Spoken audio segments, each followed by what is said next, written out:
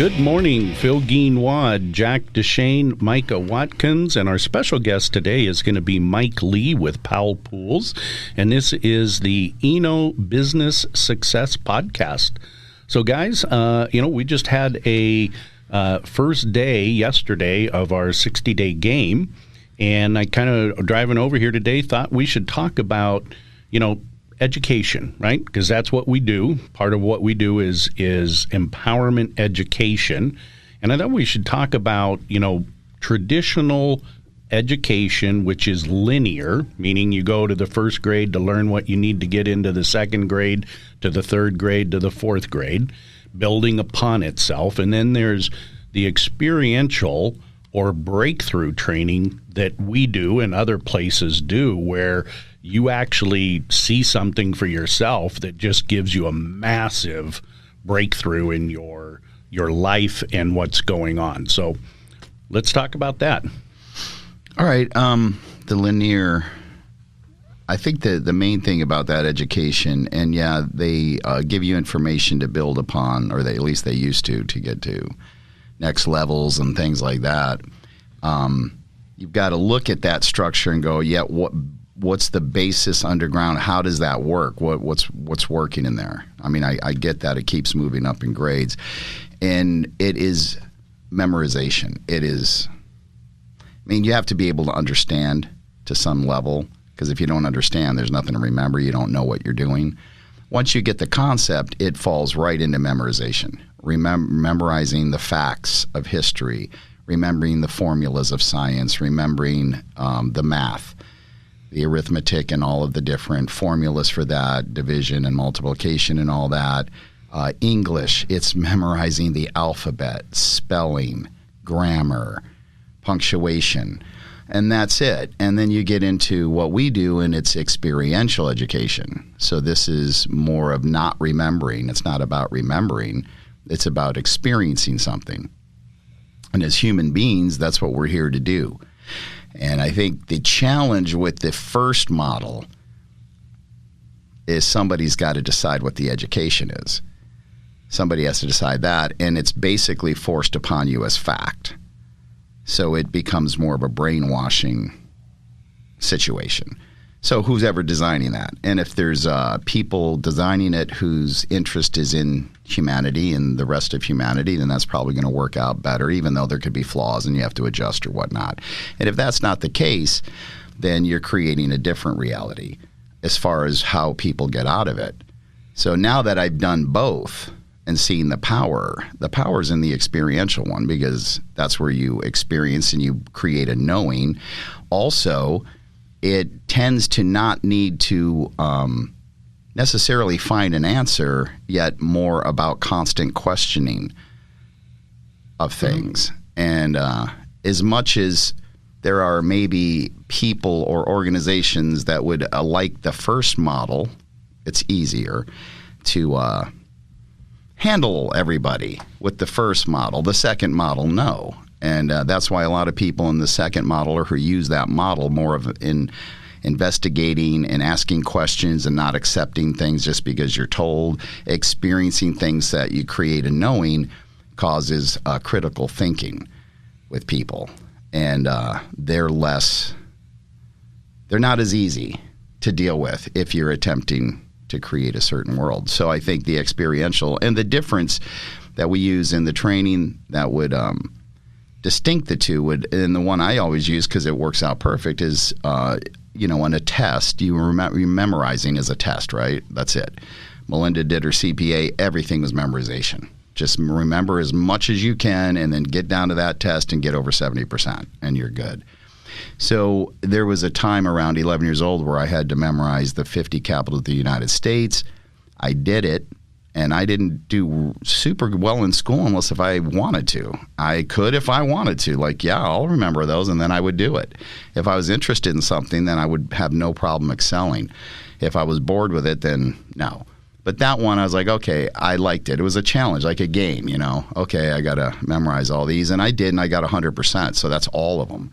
So at that time, at 11, if you ask me right after the test, any state you could name, I would tell you. There it is. Yet a couple of years later. Now, nobody did ask me. I'm just going to go off my own experience of myself for the last 60 years. Maybe half at that point. And then you get maybe 10 years later, and it's like, I don't know. I mean, I might know one or two.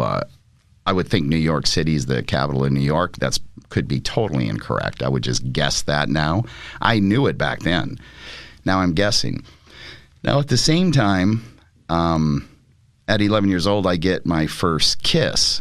Now, that memory is so vivid and solid, and her name was Susan, and she had black curly hair, and her skin was darker than mine, and her arm, I remember touching, it was hot, like the skin was hot, and the actual kissing and all of that, and all of the endorphins and everything that went on, and it was in a locker underneath the townhouse where we stored some of our stuff. And there happened to be a mattress there, so we were kissing on the mattress, and Susan didn't show up all the time. She was visiting her dad. They were divorced or something, so every weekend I'd just be looking out the window. Is she here?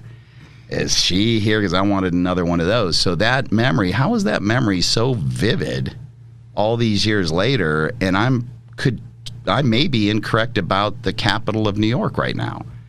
So that would be the difference to me. That is the power of experience over just memorize this. Yeah, absolutely. Yeah. So as you're sitting there talking, I'm just blown away.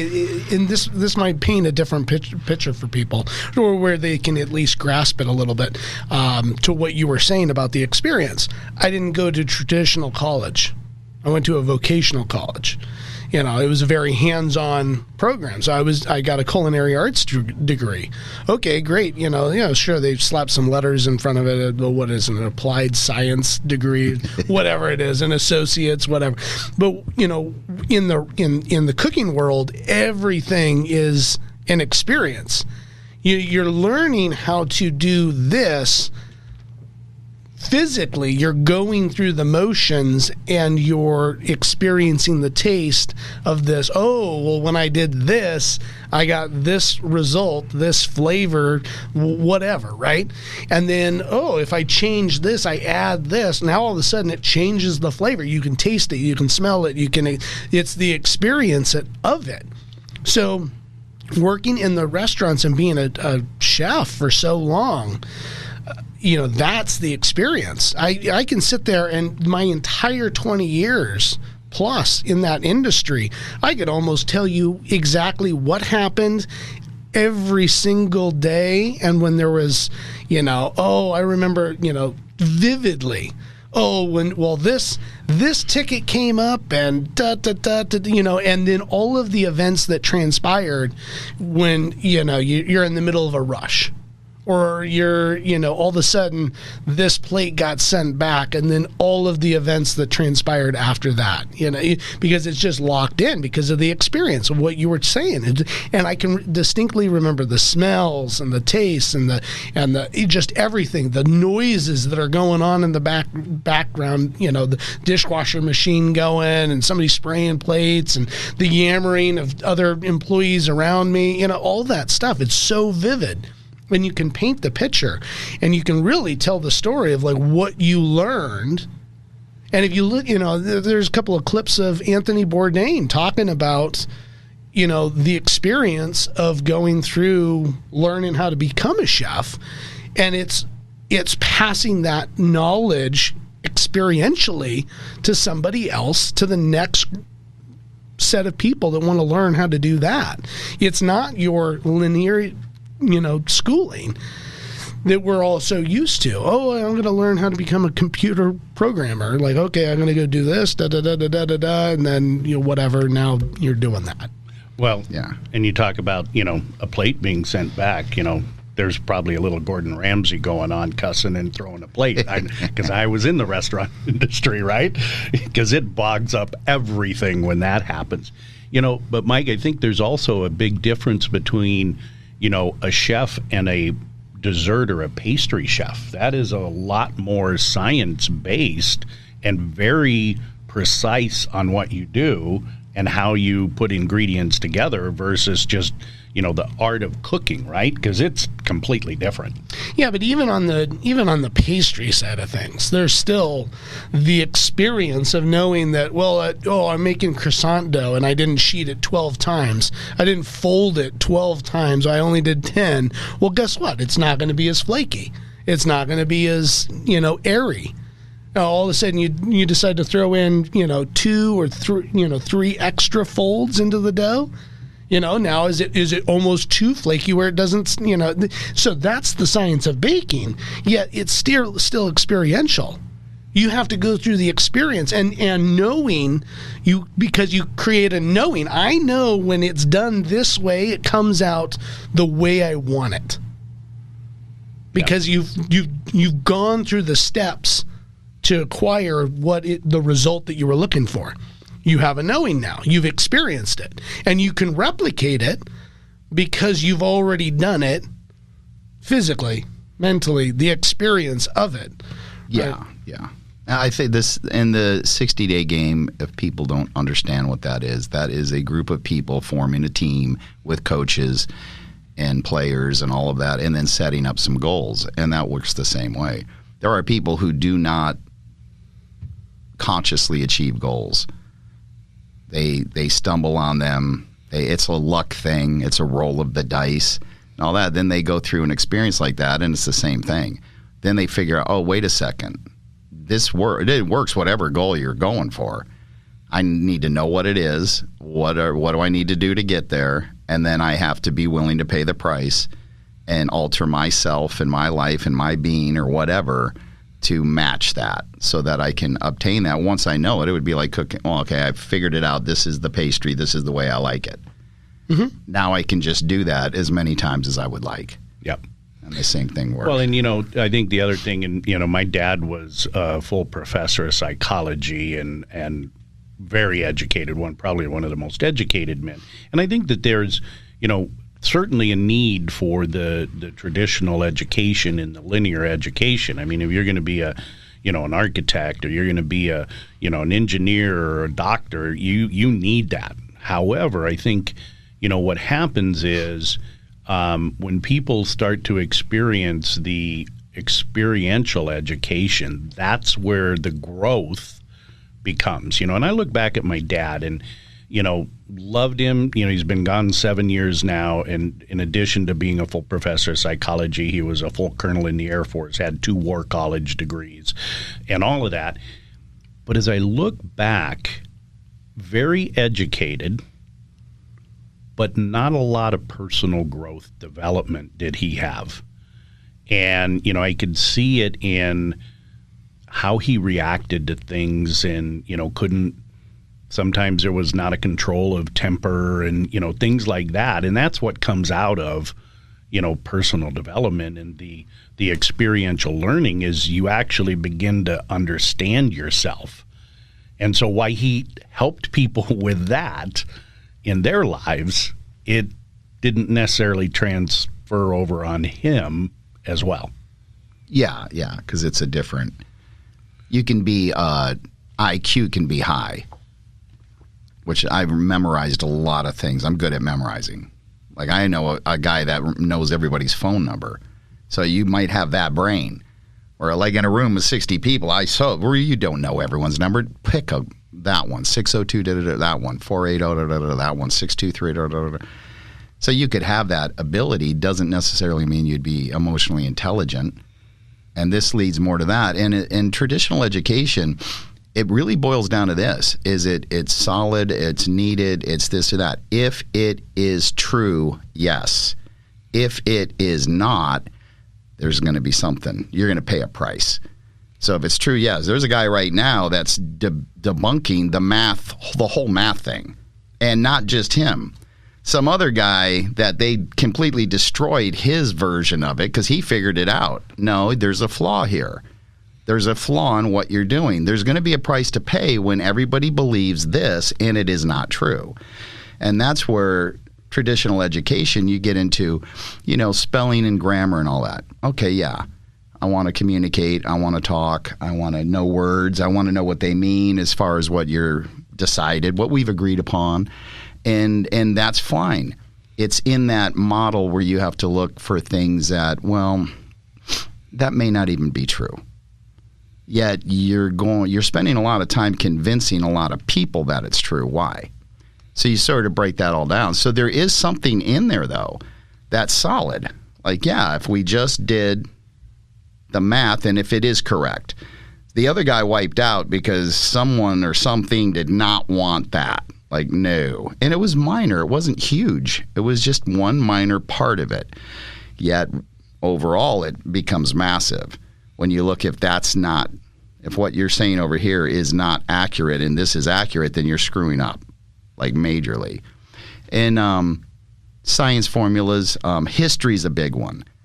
Because like in the history, I didn't know growing up anything about really the history that I was taught in there didn't really, it painted a picture of this country, and there was savages, and they were savages and like animals, and and it was like, oh, and we helped them, we educated them, and we brought them up, and I was like, well, we're really good people here. And then later I find out, well, no, that's not what happened.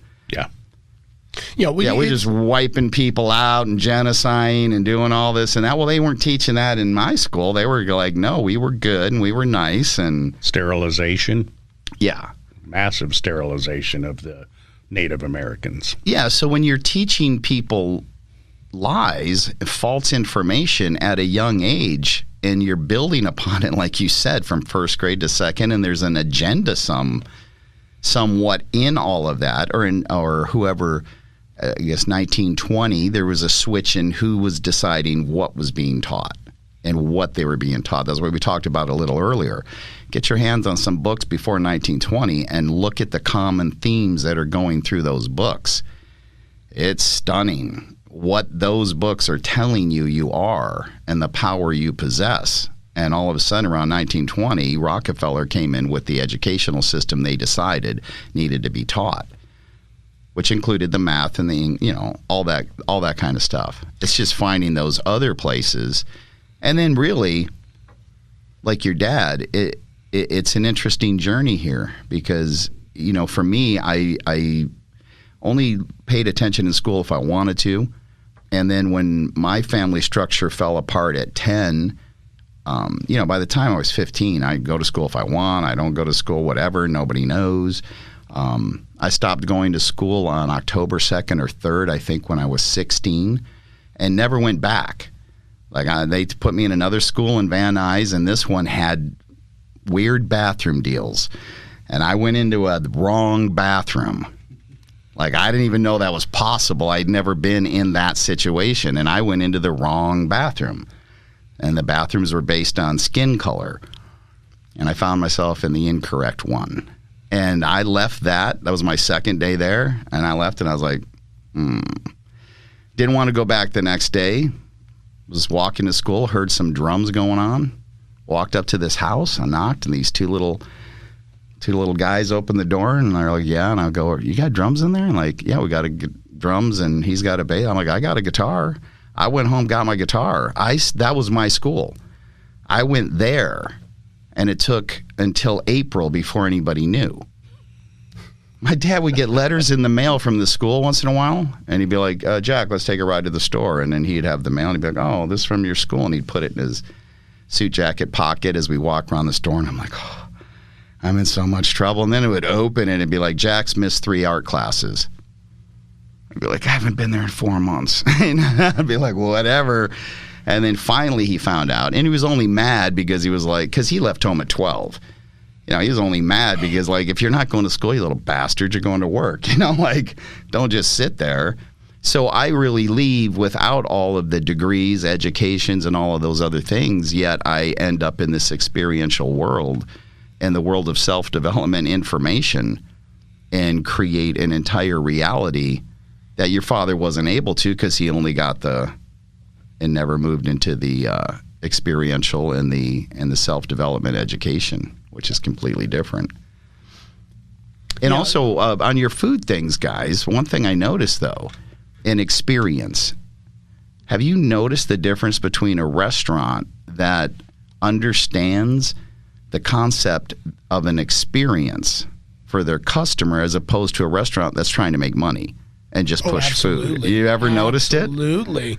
It's a philosophy, right? It's a like it would be an experience. You want them to have a dining experience as opposed to just shove as much food out at these people as we can do. And yeah, absolutely. Yep. Have you worked at one of these that actually I've done both. I've done it all from the whole spectrum. In that industry, I've done it, and absolutely, there are people that they want to create that experience so that you never forget it.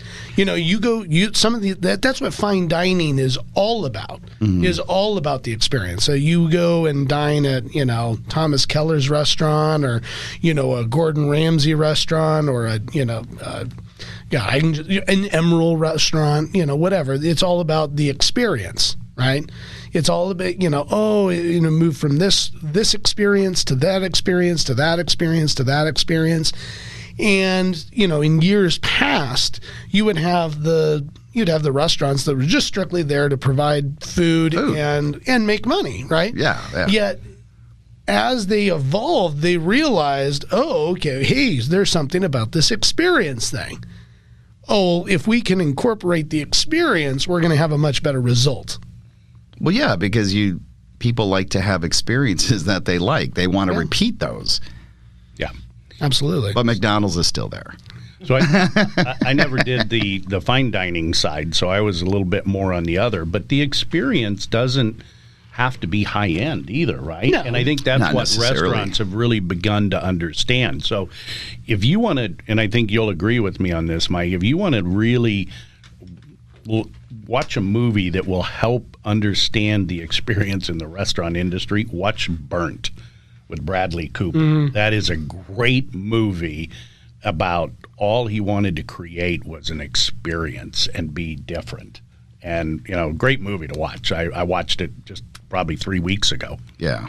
Yeah, excellent representation of, the experience within that industry. It was funny. I wanted to touch on something that you had said about the education system. So I remember, I was fortunate enough to have my grandfather who served in World War II and was, in the Navy. And he grew up on a farm in, northern Colorado, on a dairy farm. He grew up and experienced the Dust Bowl when he was, a teenager and young youth. And, he was born at the beginning of, the 1900s in that within those first decade.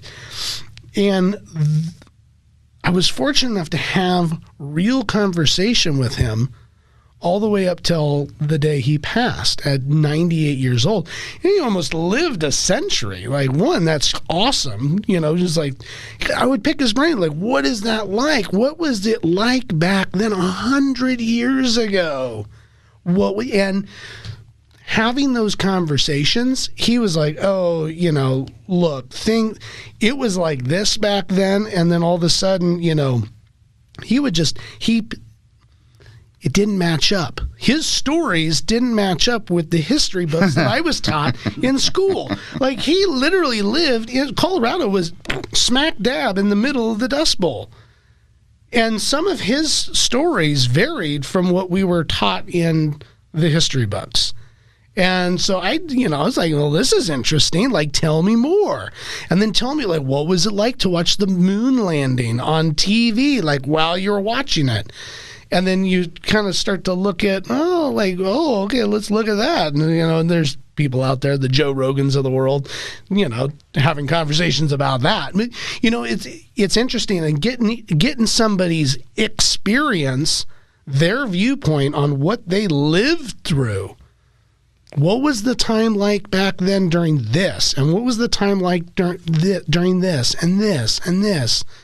It was vastly different than the story they paint in the history books. And I find it interesting. Oh, yeah. And it comes down to the questions, right? So I'm just going to question it. And then, it's like, I'm sure the history books changed from when you guys were in school. Oh, yeah. To when I was in school. All of a sudden, like, oh, why did the history change? If the history was true, then and factual, then why was there the alteration? Like, where did the alteration happen? So it's just, I find it interesting. So then you look at the linear, school system and the creation of it, and I get it, why they wanted to do it. But then, there's other people out there talking about, it's to create workers. Well, it is. But come on. Look, if you have a planet where everybody we all work together. So, yeah, I mean, money doesn't even fucking exist. It's just like, no. We all work together. We create our own utopia, all work together.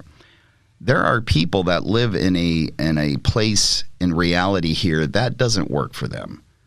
That everybody's going to work together, and we're all going to pull our weight. We're all going to do what we need to do, and we're all going to live happy and forget all this, suffering and poisoning and all that. It doesn't work. It works to have people go to work and follow a model and pay their taxes, because all the taxes, all that money is running to a place. And that place, where that place is, they're not poisoning. They're not eating any of this shit. They're not doing any of these things, and their children are not either. And the people that are coming in are not. And it is absolutely imperative that the rest of the people work and think that this is the dream. Work, get the house, get the mortgage, do this, and die right about the time. Retire right just before you're going to die, because then you're a liability. We just have to give you money. Get rid of them around that point.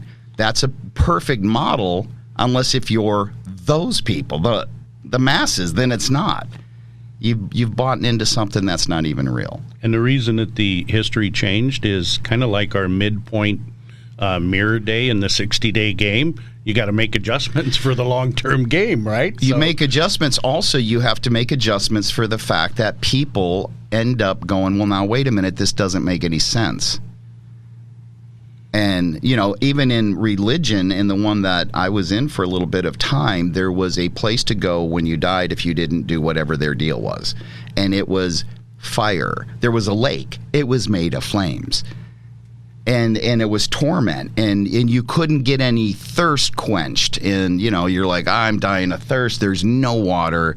You're constantly tormented. Pitchforks, flames. And then people, this is fine. You can tell them this in the 1800s and 1700s. And, telling people in 1980 and 90, and people are going, well, now, wait a minute. If I die, my body stays here.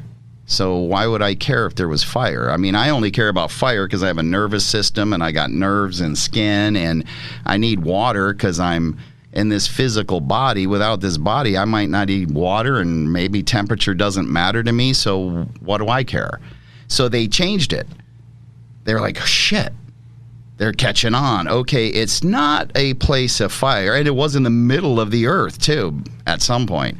Oh, it's not that now. It's a total separation from God, total darkness, because they have to move the game and the story around to match the fact that people are waking up going, well, now, wait a second, just like I told you on the airplane. Now, wait a second. Gravity has nothing to do with if you're flying at the same altitude, straight line. This thing is going like that.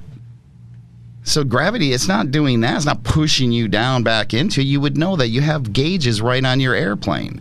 Are you doing this on the ball or not? And Frankel said no. And I'm like, all right. But then Frankel's also like, but then they've got it now to where it's the plane's doing the whole thing. And you're just being told what it's doing. I'm like, right, like that kind of stuff where, when you question it, they have to...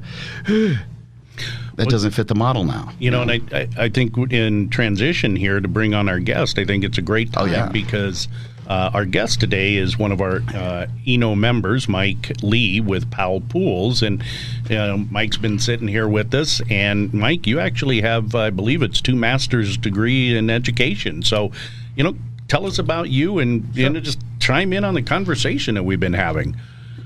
Great conversation, great topic, because it fits in exactly how I got into the pool business. I was going to Dallas Theological Seminary, so I was working on my Master's of Theology. So linear training, learn how to parse words and study the Greek and Hebrew language and that sort of thing, and memorization. And I had to write a dissertation to get my master's, so that was all written down and linear. And so to get through school, I needed a part-time job. So there was an ad saying, help wanted, pool cleaner needed, no experience necessary. Hey, I qualify. I swim, but I don't know anything about pools. So I got into it, and it was another seminary student that owned it. And so he taught me everything about pools. So I bought his company and worked it there. So I hired just seminary students to work the business. So in the process of going through school, I was done with my master's, working in a church and doing a few things, and I wanted to get another. I was intrigued by one professor because he taught a different type of education. So I got a second master's in education, and it was more of the experiential part. They wanted us to do internships. That's how we learn. So we would study different things. Like, it's easy to understand that Christ is the great shepherd and that all we have gone astray like sheep. What does that mean? I can get it from the Hebrew and the Greek, but he wanted us to understand what that meant and how Christ is the great shepherd. So we did internships. So one internship I did was I was the director of development for Crisis Pregnancy Center. I knew everything about abortion's wrong and this is not right and all that sort of thing. But I needed to experience the pain that a mother was going through and alternatives that we could be a shepherd to those mothers and providing an alternative in a home, different things, adoption, those sort of things. And that really impressed me what being a shepherd was and what I felt I needed to do. I was also internship for a summer in a hospital, and it was more or less for mentally issues that people had. And a lot of them were drug-related, different things like that. So we were just more like chaplains. And our role was to listen. Not so much to give advice. What? Isn't that what we're supposed to do in the ministry? Tell people what to do? No, we were supposed to listen and feel the experiences that people were going through, because that made us a better person. And that was an impact. So how does that relate to things? Well, I was in ministry. I had a church in New Jersey, and it's a little story. And I went there, and they wanted me to challenge the kids to know what it means to love one another, to sacrifice for other people. These kids were sheltered Christians, and they lived in their own little bubble, and they knew every Bible verse. They could quote everything, but they were wondering, why come these kids just don't get along, and why don't they understand, outside of there? So I knew I had to take them outside of their comfort zone. So I decided, okay, we're going to do a lot of team building things so they learn how to trust one another and depend upon one another. I did a lot of stress things through things that we had to do, hiking in the rain and different things, and know how to get along. Because the ultimate goal was I was going to take them on a 10-day mission trip to the Appalachian Mountains. What are we going to do? We're going to build houses. We're going to fix roofs. We're going to fix doors. We're going to do drywall. That's what we're doing. But the experience was something else. And so we went there. And they got to meet the people, and they stayed in different homes, and so it was really outside the comfort zone.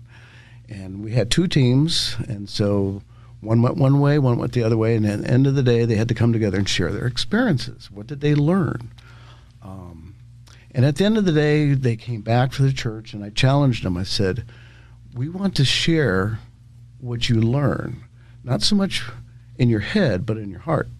Take something that you have that reminds of what you went through. For instance, one young man had a piece of the roof that was all shattered and torn, and he helped rebuild the house, the roof. And what did that mean? Well, that meant he provided shelter for these people.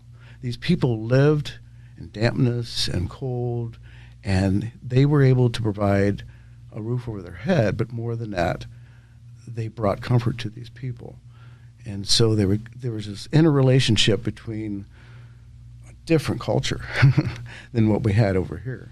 And I brought back a doorknob. What did that matter? Well, a lot of these people didn't have doors, and there was no way, stray dogs would come in and people would interfere. So we hung doors and built doors, and I brought back an old doorknob. And the whole idea was that we provide an opportunity to open the door between two different cultures. And they allowed us in, and we allowed ourselves to get to know who these people were. And this was 40-some years ago, and I still talk to the kids on Facebook and different things. And that experience, they learned more about the love of Christ, self-sacrifice, and how to get along. So it fits in a little bit what we're doing here. Absolutely. So tell us about pools and your business. Been in pool business for 45 years, and so I wanted to get in with another company to help them grow. When I was 15 years in experience in pools, a pool company came and gave me an opportunity to go the next step, the next level, because all I was doing was service, cleaning and maintenance and repairs. But I learned how to build pools. So I spent 5 years with them and had the opportunity to get my license and go to the next level in the pool industry. Been doing that then for another 30 years. So Michael Powell came to me, and he'd been in the industry for 15 years too. Service repairs. He wanted to go to the next level. I said, aha, time to pay back, pay for it. So I said, okay, you can take my license. I will help you to accomplish that in your life, like someone did in my life.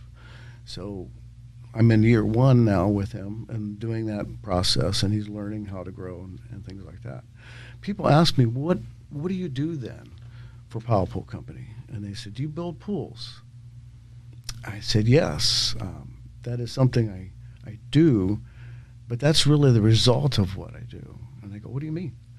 I go, well, my focus is understanding to really create an environment that helps enhance the people and what they're living, their family life, the backyard. So in my opinion, the backyard's like the canvas, and the tools to accomplish that for someone's life, to enhance their life, is swimming pools and landscaping. Those are the tools that I use to accomplish that goal in their life. And then, let me give you an example of that. My first pool I got from BNI 17 years ago from a financial advisor, and he wanted to, he talked to a family that had kids in elementary school and junior high. And they sat down with Chad and said, okay, what can we do money-wise to create an environment in their backyard to keep the kids at home, to make it a safe place where the kids aren't going out and getting in trouble? And he suggested, how about a swimming pool? And he introduced me to the family, the Smith family. So I said, okay. I sat down, talked to them, and they shared with me that, again, they wanted the fun place to be, their house, where the kids can come to play and not get in trouble, but have an experience of fun and love and enjoy each other. Okay, I can do that. So we built that, and it's funny, 10 years after that, they called me, and they said, we want you over here. We've got something to ask you about the swimming pool and something we wanted to share with you. I said, okay. I thought there was a problem, a pump went out or something like that. And they said, no. Here's our family. Here's our kids. And I said, yes. And I said, we just wanted to all thank you for accomplishing the goal that we wanted to in our family. The kids stayed out of trouble. This was the party place. They're all now in graduating college and got good experiences, and you helped us accomplish that goal as a family. That's my passion. That's what gets me out of bed. That's why I build swimming pools, because I can create an environment, and it may be different for other people. Maybe entertainment, relaxation.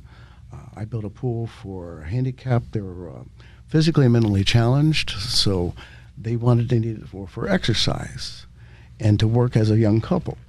And so I created a pool that was safe, handrails and swim up jets and different things. And they came back and thanked me, and their dad said, you did a lot for my daughter and my son-in-law, because now they're grown and they have a good place to be.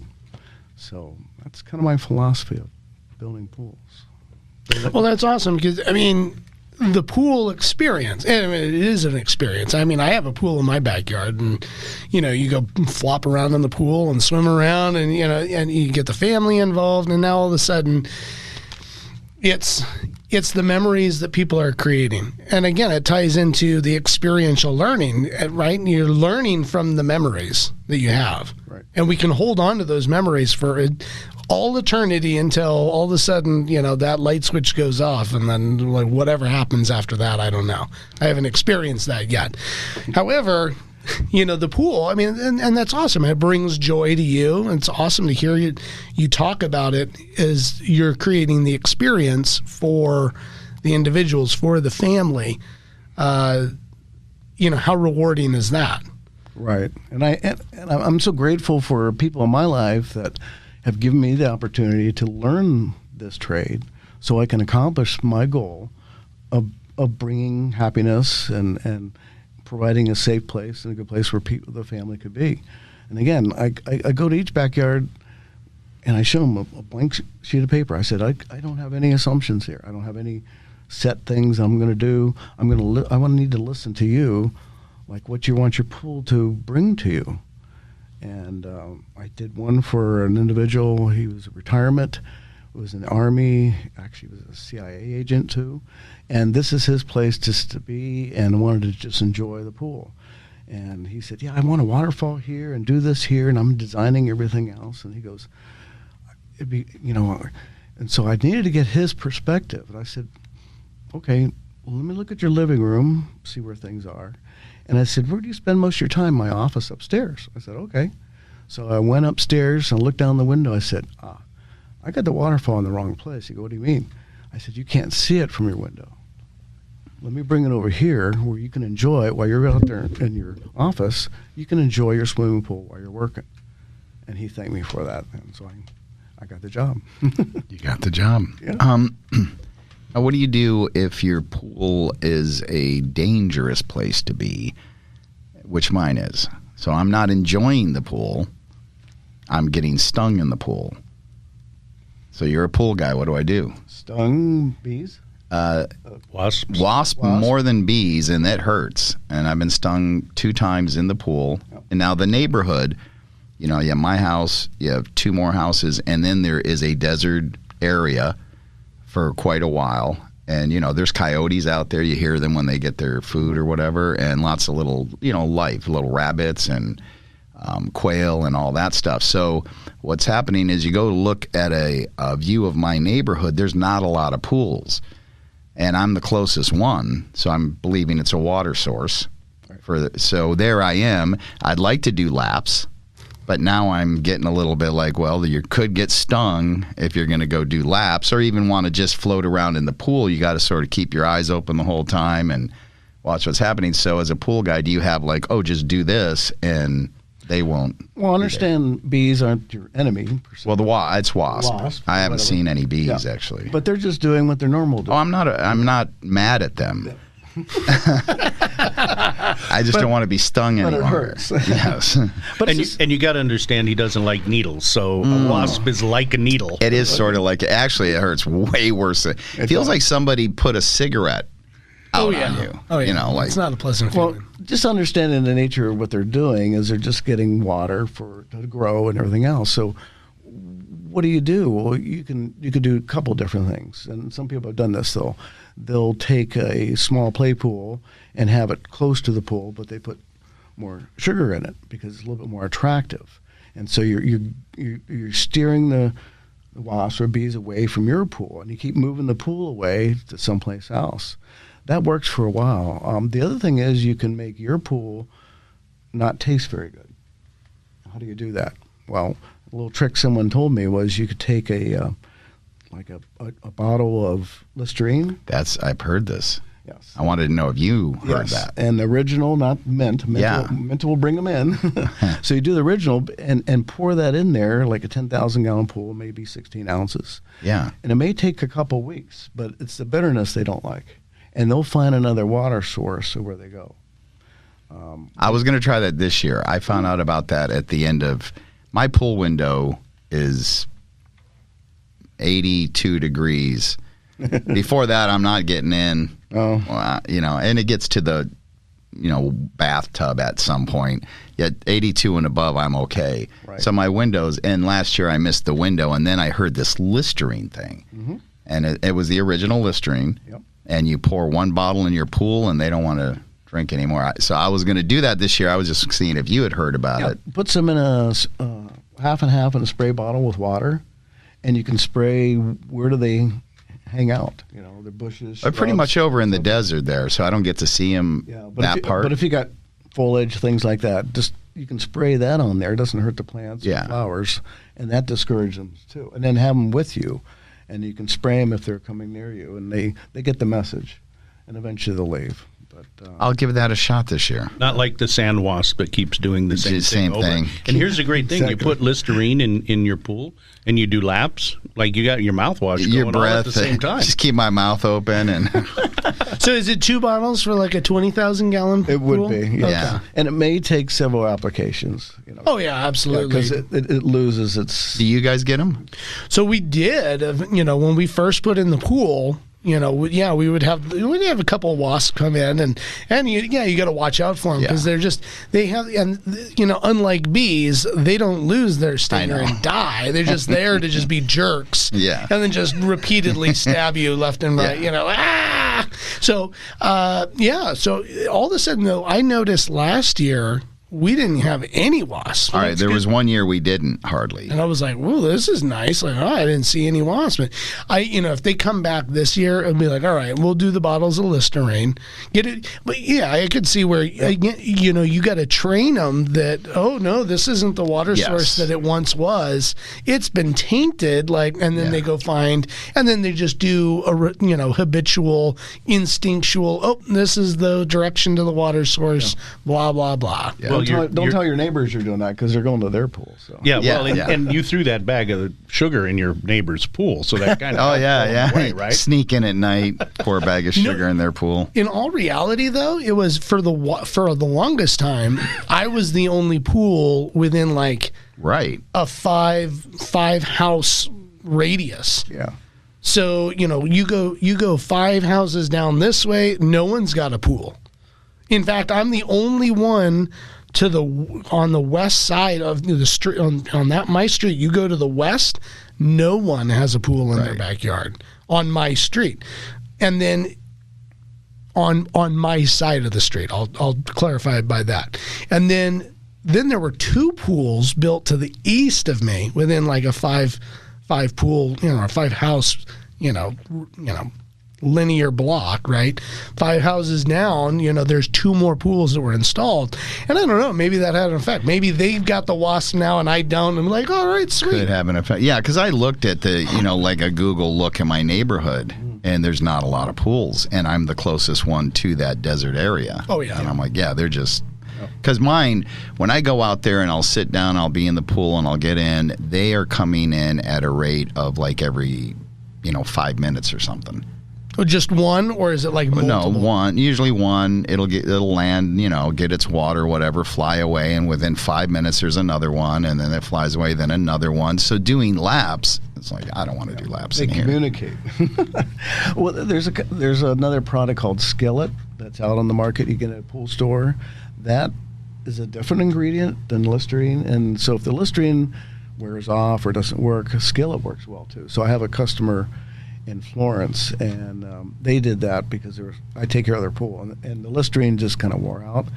And so I said, try Skillet. So last week there was 1 bee that I could see. So I know that helped. Okay. And there's companies out there that will help relocate bees, try and find their hive. Well, I noticed, last year when we didn't have the wasp, one thing I know that happened is periodically, and they just did it to half of this desert area, because it's fenced off and there's a police station at the front of it and this other big government thing and all that, and then this big area. They come in periodically and they just get all the weeds out because it gets so much you can't even look in there. It's so dense. And they did the other half, not our half, just recently. And the year they did that on our half, there was hardly any wasp coming in. So when they actually went out and did that, they either destroyed them or they relocated or whatever they did when that happened. So that was the year that I was like, hey, we're out here. I haven't seen any wasp all day. It's a great thing. So, Mike, you and I have known each other for 17 years. Tell me about, building your business and through networking, because that's how you built your business. Right. So I've been doing it for 45 years. I knew how to grow a business and make it and be successful. So I was building a pool for an individual. Her name was Anna. And she happened to be in BNI. I didn't know what that was, but it was a networking group that she was part of, and she did the merchandise stuff. And she said, we just left our pool guy go. We need a pool guy in our networking group. I was familiar with chambers of commerces and stuff like that. I didn't think that was successful. So she's very persistent. And after the fourth week, and after the fourth time I said no, I said, okay, Anna, this is what I'll do. Let me go, and I'll go once. If you promise me you never mention those 3 letters again. Big mistake. So I went, and she knew how to work it. She knew how to introduce me to key people in the networking group, people that would be my power partners, the handyman, the air conditioning guy, that sort of stuff. She knew that I could relate because we have similar clients. And then she knew I was in a lot of leadership positions, so she said, here's the president, here's a vice president, that sort of stuff. And so let me take the application, let me think about it. And so I got 3 phone calls from 3 different people. They said that 3 times it hits you. And glad you were here. What'd you think of the meeting? We'd love to have you come back. So I did. And 17 years later, I was in BNI and grew my business through networking. And it was a great opportunity. I'll always be thankful for that organization. But it grew big, and it was a big chapter. And you came along 3 years in a row trying to tell me about this new thing. And this year especially, when you told me about, that we meet in smaller groups, no more than 16. And we're going to have our groups in every place else. And I'm more of a small group person. That's how I like to teach, because you can get more with people to interrelate instead of just talking at them or listening to somebody.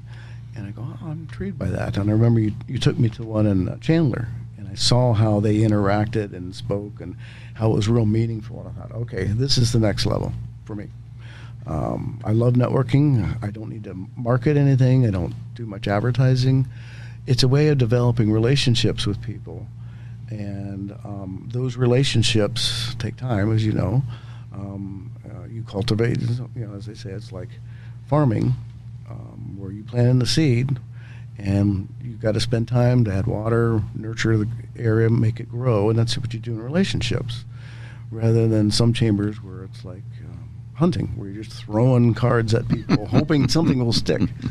And so I got that concept, okay, I can build my business by building relationships with people. And in BNI, it just teaches you to help other people grow their business, and in turn, the paybacks are good, and your business will grow as a result. So you go into networking not so much growing your business, though that's your motivation, that's why you're there, but your activity is to help other people grow their business, and as a result, it's like karma comes back. Yeah, they want to help you. They want to help you. And what we're doing here in the small groups, and there's networking and everything else, and personal development, is just a whole new level for me of what networking is all about. Yeah. Awesome. Mike, it's, I had you come out and take a look at the pool, and, I had that calcium line that was getting pretty bad, pretty rough. And it was excellent experience. And just, way you were able to, we can do this and do that, all that stuff, and easy peasy, awesome. And there's a whole handful of different things that you do within the pool space. Is there, what are the top 3 things within, helping people with their pools that really get you excited? What do you really get excited to do when it comes to, the pool experience? Well, a lot of my referrals are because people are having problems. Whether it's wasp, green pool, they're very frustrated. They feel like, hey, it's too much work. I want to just fill it in. Ooh. So it's solving people's problems. And a lot of times it's just a matter of maybe it's water chemistry. Okay, didn't anybody teach you about where your alkalinity be? What's that? Okay, let's start here. So a lot of times it's education, just learning how to take care of a swimming pool. And so water chemistry is key, and then if there's having failures in equipment, it's always important to keep things up, and filtration, that sort of stuff is another key. So it's just a matter of coming back, and it's like a patient, the pool is your patient, and I'm the doctor, and I need to come back and figure out, okay, what's going on, what's not working, and what's being done, and try and fix it. And I get a lot of joy of that, because people say, man, thank you so much. I haven't enjoyed this pool for 3 or 4 years, and now I get to enjoy it again. So it's just a matter of just trying to figure out what's going on and how to fix it. And again, I credit a lot of people that have indoctrinated me on learning how to solve problems. And so that's the other thing I do, is I mentor a lot of people. And I teach at the Desert Pool and Spa Show. That's a show that I have that I've been part of for 17 years, been on the board. I was a director, and we teach a lot of classes. And I have several classes I teach on how to build a swimming pool. But I challenge them. I said, this is classroom stuff. Here's slides, different things. The real learning is meeting me out on the field. And so I like to gather a few people. If I dig in a pool, hey, come on out. I'm going to show you what it's like to dig a pool. I want them to experience that, all the phases of construction. Now, some of these guys, they just want to clean a pool. But once they get an idea, okay, this is how you get to the pool and how it's done, it gives them a better appreciation of what a swimming pool is. But sometimes it sparks that thing in them that maybe they want to, I might be interested to do that. Because that's what someone did to me. I had no desire to build a swimming pool until I experienced that through Hawaiian Pools, and they gave me that opportunity. So I've seen people that, and I've helped them to get their license to go the next step. So that thrills me if I can help another pool person to grow in their development and their level where they are. Because in the pool industry, you can be happy for 25 years cleaning a pool. I got guys that they don't do repairs. Someone else does. Yeah. I got guys that learn repairs, or they like heaters. They specialize. And some people want to do remodeling. So there's no limit in the pool industry. And so it's nice to take someone who's in the pool industry and has that desire to learn and take them maybe beyond their comfort zone to do something different. And I've got 12 people this past 30 years in the pool industry, and they're doing quite well. And they've come from corporate America, didn't know anything about pools. So some of them still call me once a week. Hey, I got a problem, Mike, with this and that. How can I help you? So that's what I get a lot of joy out of, is helping other people. Well, one of the things that I was going to point out was, when you came out and took a look at my pool, you were like, why are these settings set the way that they're set? I was like, well, when the builder came out and they just started up the pool, they said, all right, here's the settings, whatever. They just set it. And so I don't know any better, so I just went with it, right?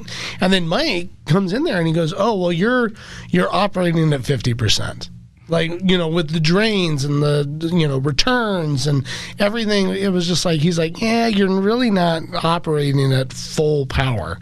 It's like driving with one hand, tied behind your back, and you got an eye patch over the other hand, or the other eye, opposite eye, you're just discombobulated. It wasn't working at the most efficient level. And he was, do this, and then there. This will get you, and just having that information. But him looking at it going like, I don't know why they set you up like this. And that meant a lot to me, because now I've seen the results. The results are that, oh, wow, it's super clean. Like, clean, it was always a clean pool. It never had problems doing things. But now I notice, I can see it now. Tremendous. It's working a lot more efficiently. Well, that's part of doing it. And anytime I go in the backyard, I look at things, because pool builders build pools differently. And there's not necessarily a right or wrong way, but there's different ways of doing things to accomplish the same goal.